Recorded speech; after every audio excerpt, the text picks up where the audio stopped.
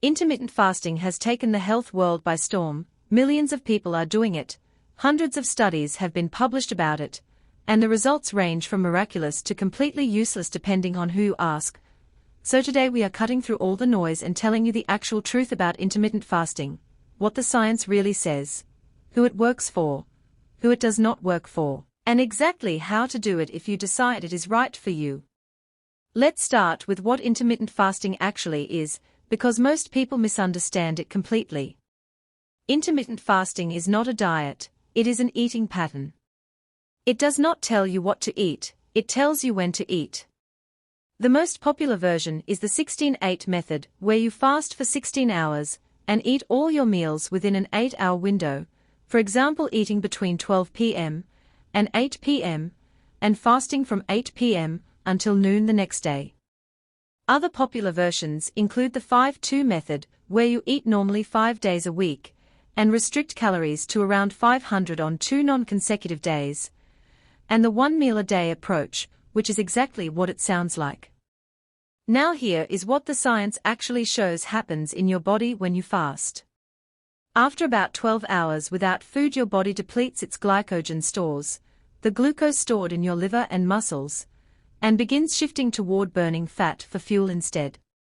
This metabolic switch is one of the most powerful effects of fasting, and it is the primary reason people lose weight and body fat with intermittent fasting.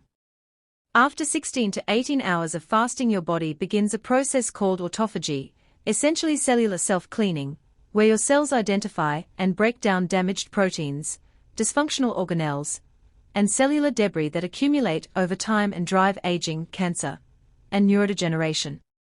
Autophagy is one of the most exciting areas of longevity research, and fasting is one of the most reliable ways to activate it. Insulin levels drop dramatically during fasting periods, which not only promotes fat burning but also improves insulin sensitivity over time, reducing the risk of type 2 diabetes significantly. Human growth hormone levels surge during extended fasting, by as much as 2,000% in some studies, which protects muscle mass, accelerates fat burning, and supports cellular repair.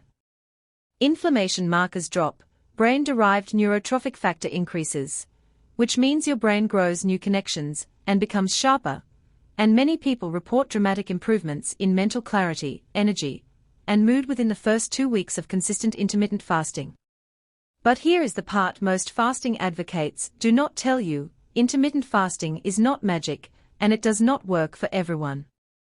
The research clearly shows that the primary reason intermittent fasting helps people lose weight is simply because it reduces total calorie intake by limiting the eating window, not because of any metabolic magic that happens during the fast itself.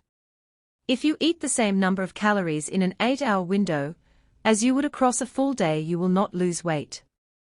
The quality and quantity of what you eat during your eating window still matters enormously. Intermittent fasting is also not appropriate for everyone.